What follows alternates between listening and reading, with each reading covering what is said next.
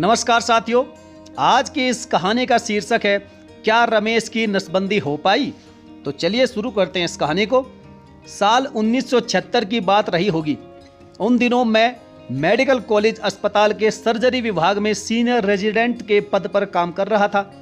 देश में आपातकाल का दौर चल रहा था। नसबंदी ऑपरेशन का कोहराम मचा हुआ था। हम सभी डॉक्टर्स को नसबंदी करने का लक्ष्य निर्धारित कर दिया गया था और इसे अन्य सभी ऑपरेशन के ऊपर प्राथमिकता देने का भी निर्देश था। लक्ष्य पूरा न होने पर वेतन वृद्धि और प्रमोशन रोकने की चेतावनी भी दे दी गई थी।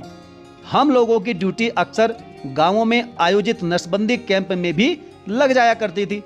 कैंप के बाहर सरकारी स्कूलों के शिक्षकों की भीड़ लगी रहती थी। उन्हें प्रेरक अर्थात लोगों की हौसला अफजाई करने का काम दे दिया गया था और निर्धारित कोटा न पूरा करने पर उनकी नौकरी पर भी खतरा रहता था। कोटा पूरा होने के उद्देश्य से वृद्धों को भी वे पटाकर लाने में नहीं हिचकते थे, अर्थात जो बुजुर्ग होते थे उनको भी लाने में नहीं हिचकते थे। कुछ व्यक्ति तो बहुत युवा रहते थे जिनका ऑपरेशन करने में अनर्थ हो जाने की आशंका बनी रहती थी। कैंप इंचार्ज आमतौर पर सिविल सर्जन रहा करते थे।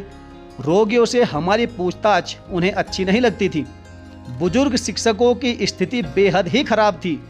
उनसे प्रेरक का काम हो नहीं पाता था, लेकिन अवकाश प्राप्ति के पूर्व कर्तव्यहीनता के लांछन से अपने आप को बचाए रखना भी उनके लिए जरूरी रहता था। वे इस जुगाड़ में रहते थे कि यदि कोई रोगी स्वयं टपक पड़े तो प्रेरक के रूप में अपना नाम दर्ज करवा ले या कोटा पूरा कर चुके शिक्षक की आरजू मिन्नत से शायद काम बन जाए। जनसंख्या नियंत्रण के लिए नसबंदी का यह तरीका कितना उपयुक्त था, यह तो आपातकाल के विश्लेषकों का विषय है। एक दिन हमारे आउटडोर में एक ग्रामीण बुजुर्ग एक नवयुवक को दिखाने लाए। उस युवक का नाम था रमेश और उम्र 20-22 साल के आसपास रही होगी। उसे वह अपना भतीजा बता रहे थे। उसे हाइड्रोसिल की बीमारी थी। हाइड्रोसिल बड़ा तो था नहीं, लेकिन ऑपरेशन किया जा सकता था। चाचा ऑपरेशन कराने पर बहुत जोर दे रहे थे, इसलिए यूनिट इंचार्ज के आदेश पर उसे भर्ती कर लिया गया। ऑपरेशन से पहले की जो जांच होती थी वह प्रक्रिया पूरी कर ली गई और 4 दिन बाद उसके ऑपरेशन की तारीख तय की गई। इस तरह के छोटे ऑपरेशन की जिम्मेदारी अक्सर मेरी ही रहती थी। ऑपरेशन के 2 दिन पहले मुझे खोजते हुए चाचा मेरे आवास तक पहुंच गए। वह मिठाई का एक डिब्बा भी साथ लेकर आए थे, जिसे मैंने स्पष्ट रूप से अस्वीकार कर दिया और उन्हें जाने को कहा। फिर भी वे बैठे रहे।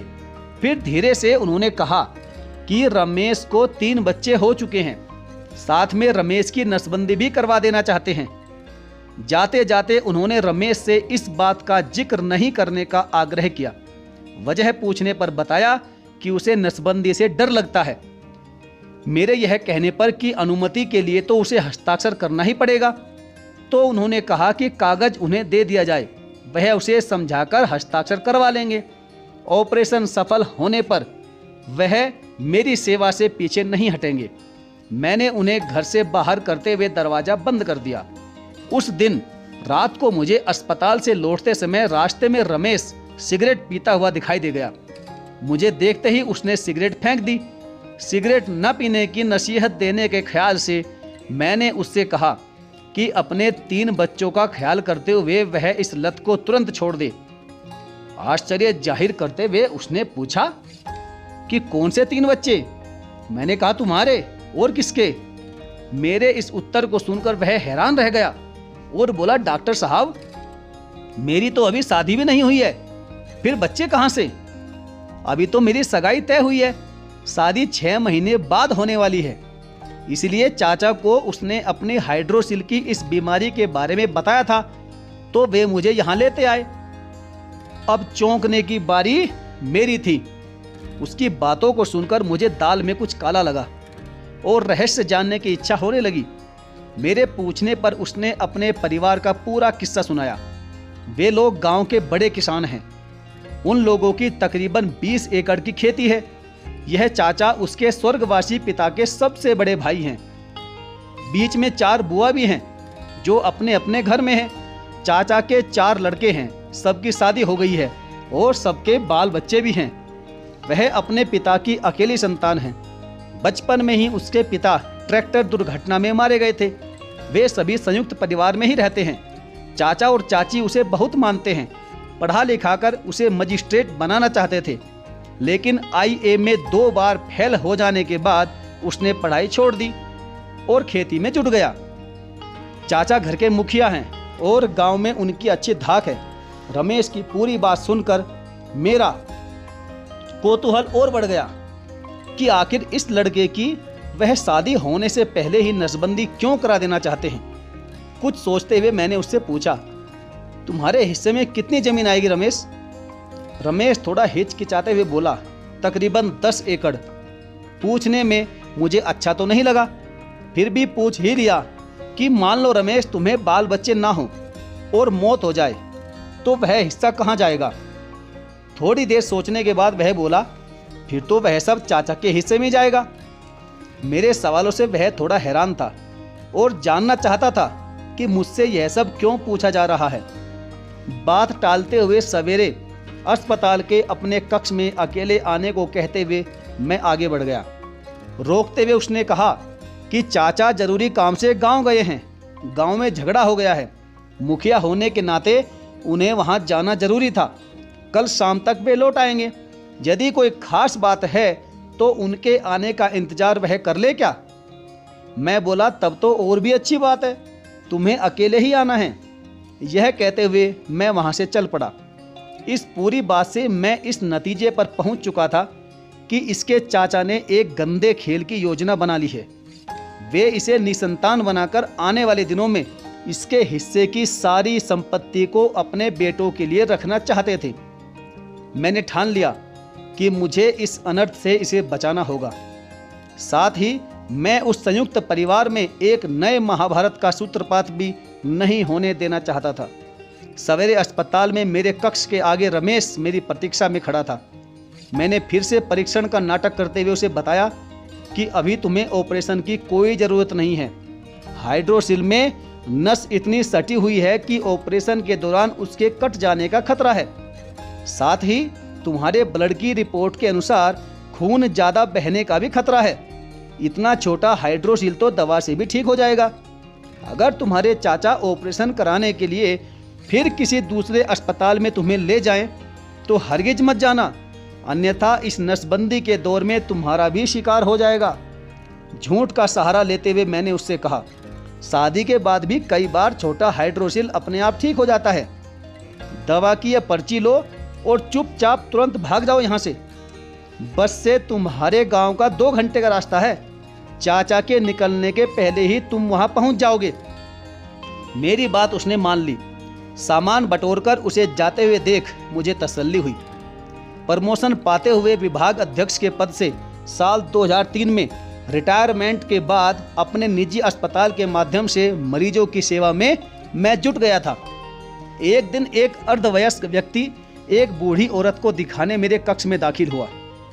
वह बूढ़ी सफेद वस्त्र में तुलसी की माला पहने हुए साध्वी सी लग रही थी। अपना परिचय देते हुए उस पुरुष ने 28 साल पहले की वह घटना याद दिलाई। याद दिलाते ही सारी घटना मेरी आंखों के सामने तैर गई और आगे की घटना जानने की उत्सुकता जग गई। रमेश ने बताया कि अस्पताल से जाने के बाद चाचा ने उसका ऑपरेशन कराने की बहुत कोशिश की थी, लेकिन न करवाने की उसकी जिद के आगे उनकी एक न चली। चाचा उसे बराबर अपने साथ रखते थे। शादी के पहले उसके ऊपर जानलेवा हमला भी हुआ था। उसने वहां से भागकर किसी तरह जान बचा ली। गांव में हल्ला था कि मेरे ऊपर हमला चाचा ने ही करवाया था। 4 साल बाद ही चाचा की किसी ने हत्या कर दी थी। वह पार्टी पॉलिटिक्स में बहुत उलझ गए थे। उन्होंने बहुत से लोगों से दुश्मनी मोल ले ली थी। उन दिनों उस गांव में आयोजित नसबंदी कैंप में मुझे कई बार जाने का मौका मिला था। मुझे वह गांव बहुत अच्छा लगता था। संपन्न किसानों की बस्ती थी, खूब हरियाली थी, सारे खेत फसलों से लहराते रहते थे। इसलिए उत्सुकतावश मैंने रमेश से वहां का हाल पूछा। रमेश ने कहना शुरू किया कि अब वह गांव नहीं रहा, बल्कि एक छोटा शहर बन गया है। पहले वर्षा अनुकूल रहती थी, लेकिन अब मौसम बदल गया है। सरकारी सिंचाई की कोई व्यवस्था अभी तक नहीं हो पाई है। पंप है तो बिजली नहीं। जिस किसान के पास अपना जनरेटर है, पंप जैसे सभी साधन हैं, उसकी पैदावार ठीक है। खेती के लिए मजदूर नहीं मिलते। सभी का पलायन हो गया है। उग्रवाद का बोलबाला हो गया है। गांव में जो थोड़ा बहुत संपन्न है वह अपने बच्चों को पढ़ने बाहर भेज देते हैं और फिर वे किसी शहर में भले ही छोटी मोटी नौकरी करना मंजूर है, लेकिन गांव आना नहीं चाहते। आश्चर्य प्रकट करते हुए मैंने कहा, मुझे तो तुम्हारा गांव रमेश इतना अच्छा लगा था कि मैंने सोचा था कि रिटायरमेंट के बाद वहीं आकर बसूंगा। यह सुनते ही रमेश चेतावनी देने की मुद्रा में बोला, भूल कर भी ऐसा नहीं करना डॉक्टर साहब। डॉक्टर्स के लिए वह जगह बहुत ही खतरनाक है। ब्लॉक अस्पताल तो पहले से था ही, बाद में रेफरल अस्पताल भी खुल गया है। शुरू में सर्जन, लेडी डॉक्टर सब आए थे, पर माहौल ठीक न रहने से अब वहाँ कोई नहीं आना चाहता। जो भी डॉक्टर आते हैं 2-4 महीने में ही बदली करवा लेते हैं या फिर नौकरी छोड़कर चले जाते हैं। सर्जन लोगों के लिए तो फौजदारी मामला और मुसीबत है। इंजरी रिपोर्ट मन माफिक लिखवाने के लिए उग्रवादी लोग डॉक्टर को ही उड़ा देने की धमकी देते हैं। वहाँ ढंग का कोई डॉक्टर है नहीं है। 2 झोला छाप डॉक्टर हैं जो थोड़ा बहुत अंग्रेजी दवाइयों के द्वारा इलाज करते हैं। हम लोगों को बहुत खुशी हुई थी जब हमारे गांव के परिवार का ही एक लड़का डॉक्टरी पढ़कर आया था। उसकी पत्नी भी डॉक्टर थी। दोनों में ही सेवा का भाव बहुत ज़्यादा था। सबसे ज़्यादा सुविधा महिलाओं को हो गई थी। 2 साल में ही उनका बहुत नाम हो गया था। माँ तो उनकी पहले ही स्वर्ग सिधार चुकी थी और बाद में पिताजी भी नहीं रहे। जमीन बेचकर अपने माता पिता की स्मृति में एक अस्पताल भी बनवा रहा था, लेकिन उनसे भी फिरौती की मांग शुरू हो गई और फिर वे औने पौने दाम में अपना सब कुछ बेचकर विदेश चले गए। शहर के नज़दीक इतने अच्छे गांव को भी चिकित्सा सुविधा की कमी का दंश झेलने की बात सुनकर सिवाय अफसोस के मैं और कर भी क्या सकता था। बात बदलते हुए मैंने कहा, अच्छा घर का हाल बताओ रमेश। तो रमेश ने बताया कि चाचा के जाने के बाद घर में कलह बहुत बढ़ गई थी। हम लोगों के हिस्से की कमाई भी वही लोग उठा रहे थे, इसीलिए संपत्ति का बंटवारा भी नहीं चाहते थे। मामा वकील हैं, उनके दबाव से बंटवारा हुआ। चाचा ने धोखे से माँ के हस्ताक्षर के कुछ दस्तावेज भी बनवा लिए थे। उसके आधार पर मेरे हिस्से में कम संपत्ति आई। रमेश की माँ अब तक आंखें बंद कर चुपचाप सुन रही थी, लेकिन अब चुप्पी तोड़ते हुए बोली, हाँ डॉक्टर साहब, वे मेरे पिता के समान थे। मुझे बेटी की तरह मानते थे। बैंक का कागज, लगान का कागज, तो कभी कोई सरकारी नोटिस वगैरह आता रहता था। मैं मैट्रिक पास हूँ, फिर भी मैं उनका सम्मान करते हुए जहाँ भी वे कहते थे हस्ताक्षर कर दिया करती थी। कब उन्होंने उस दस्तावेज पर हस्ताक्षर करवा लिया मुझे पता नहीं। मैंने अपने बेटे को उस समय शांत रखा, नहीं तो कुछ भी हो सकता था। उसे बराबर समझाती थी कि बेटा, संतोष धन से बड़ा कुछ नहीं होता है और डॉक्टर साहब, किए का फल यहीं इसी लोक में मिलता है। आखिर वह है तो मेरा ही परिवार, लेकिन कहने में दुख लगता है कि उसके चारों बेटे जरा भी सुखी नहीं हैं। पूरे परिवार में दिन रात कलह रहती है। उनमें भी आपस में हिस्से का बंटवारा हो गया है। उनके खेत, घर वगैरह सब चौपट हो गए हैं। उनके बाल बच्चे भी कोई काम करने लायक नहीं निकले। एक पोता राशन की कालाबाजारी के आरोप में जेल में है और एक घर से भागकर उग्रवादी बन गया है। कहने में मुझे शर्म आती है कि एक पोती भी घर से भाग गई है। मुझे कोई बैर भाव नहीं है उनसे। मैं उनके परिवार के अभिभावक का कर्तव्य सदा निभाती हूँ। जो भी बन पड़ता है हम लोग बराबर उनकी मदद करते रहते हैं। सबसे छोटा बेटा जो रमेश से 3 साल बड़ा है, हम लोगों से बहुत सटा रहता है। वह BA तक पढ़ा भी है। उसको हम लोगों ने कृषि सामान की दुकान खुलवा दी है। फिर उन्होंने मुझे नसीहत देते हुए कहा, डॉक्टर साहब, सुखी रहने के लिए 3 बातों पर ध्यान देना जरूरी होता है। कभी भी किसी का हक नहीं मारना चाहिए। दूसरे का सुख छीनकर कभी कोई सुखी नहीं हो सकता। दूसरी बात, किसी दूसरे का न तो बुरा सोचो और न ही बुरा करो। आखिर में तीसरी बात, स्वस्थ जीवनचर्या का पालन। स्वस्थ व्यक्ति ही अपने लिए, समाज के लिए और देश के लिए कुछ कर सकता है। इतना कहकर वे चुप हो गई। हाइड्रोसिल के ऑपरेशन के बारे में मेरे पूछने पर रमेश ने बताया कि अभी तक उसने नहीं करवाया है, लेकिन अब करवाना चाहता है। पहले धीरे धीरे बढ़ रहा था, लेकिन पिछले 2 साल में बहुत बड़ा हो गया है। उसके 3 बच्चे भी हैं, एक बेटा व 2 बेटी, सभी सेटल हो चुके हैं। बेटा एग्रीकल्चर पास करके उन्नत वैज्ञानिक खेती में जुट गया है। फिर वह हंसते हुए बोला, अब नस कट जाने की भी कोई चिंता नहीं है डॉक्टर साहब। मेडिकल कॉलेज अस्पताल से मेरे बारे में जानकारी लेकर वह अपनी माँ को दिखाने यहाँ आया है। उसकी माँ लगभग 70 साल की थी।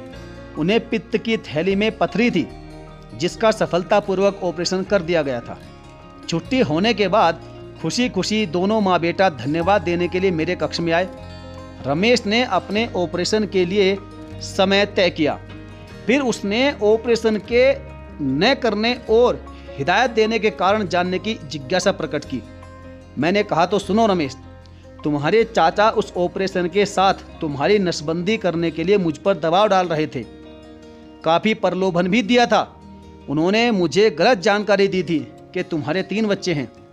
उस शाम तुमसे बात होने के बाद मुझे अंदाजा हो गया था कि उनकी नीयत ठीक नहीं थी। वे तुम्हें निसंतान बनाकर तुम्हारे हिस्से की संपत्ति हड़पने की योजना बना रहे थे। मेरी बात सुनकर दोनों ही हैरान रह गए। माताजी तो मेरे पैरों में गिर पड़ी। डॉक्टर साहब, आपने मेरे वंश को बर्बाद होने से बचा लिया। आप तो मेरे लिए भगवान हैं। मैंने उन्हें उठाते हुए कहा, अरे माताजी, आप मुझसे बहुत बड़ी हैं। पैर छूकर मुझे पाप का भागी ना बनाएं। लेकिन मुझे खुशी है कि एक डॉक्टर का सामाजिक दायित्व निभाने का मुझे मौका मिला और आपके आशीर्वाद से मैं सफल हो पाया। साथियों, आपको यह कहानी कैसी लगी आप हमें कमेंट करके ज़रूर बताएं, और चैनल को सब्सक्राइब नहीं किया है तो सब्सक्राइब करके बेल आइकन को भी ज़रूर प्रेस कर लीजिएगा। तो चलिए साथियों, मिलेंगे फिर और किसी मोरल कहानी के साथ। तब तक के लिए स्वस्थ रहिए, मस्त रहिए। धन्यवाद।